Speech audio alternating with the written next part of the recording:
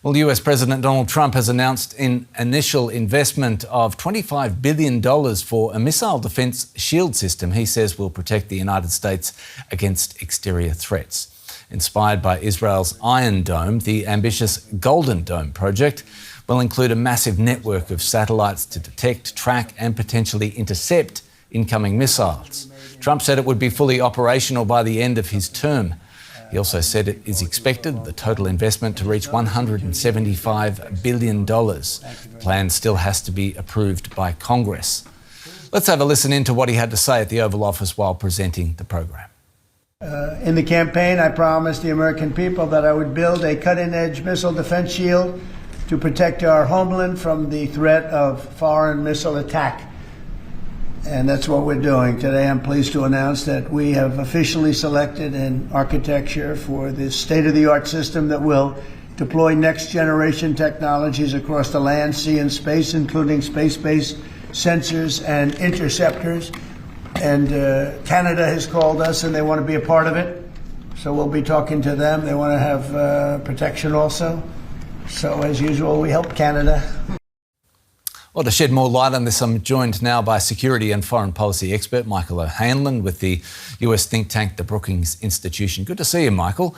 I want to start by asking, does the US really need a bigger, better missile shield? You know, the answer is probably yes.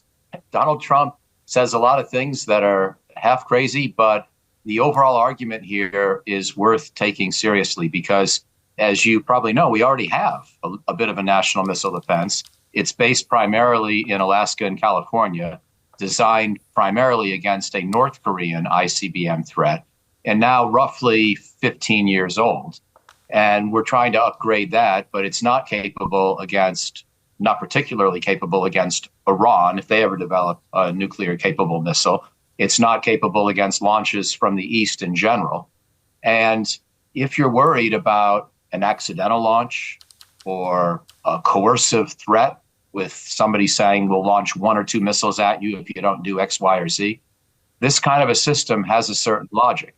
What does not have a logic is believing you could actually provide an airtight coverage of the whole country against any and all missile attacks, including all-out attacks from Russia or China. And if President Trump chases that dream, it may be a little more technologically plausible than under Ronald Reagan's Star Wars vision, but it's going to be in excess of trillions of dollars in ultimate expense and still probably not be anywhere near a perfect protection. So it depends what threat you're protecting against.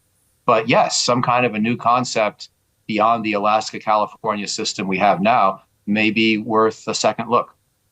We're familiar with the Iron Dome, as Israel has. What makes it different to the Golden Dome that's presented here?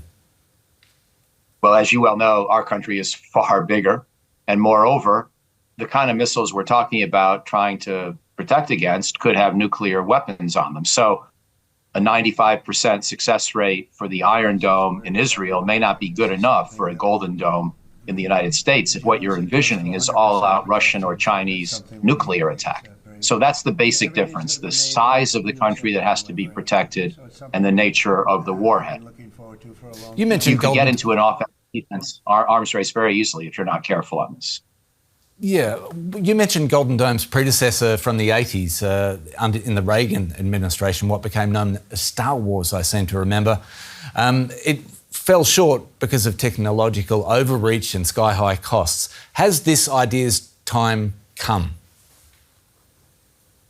It's much more plausible to do this against a limited threat if you believe the country you're dealing with does not have the capacity to just get into an offense-defense arms race. The problem with nuclear weapons is that you've got to be 99.9% sure you could stop them before you have any real sense that you've got the country secure and safe, which means the offense has the inherent advantage. And that's still true even with today's technologies. So if you're thinking about a North Korea or an Iran or a Vladimir Putin who wants to threaten one nuclear weapon attack for a demonstration, then yes, today's technologies are much more capable than Ronald Reagan's. And we could do some interesting things. But if what you're talking about is denying the Russians or Chinese the ability to threaten the country comprehensively, that's still going to be, in all likelihood, a pipe dream. Before we go, Russia and China called the US missile shield plan deeply destabilising. Could it trigger an arms race?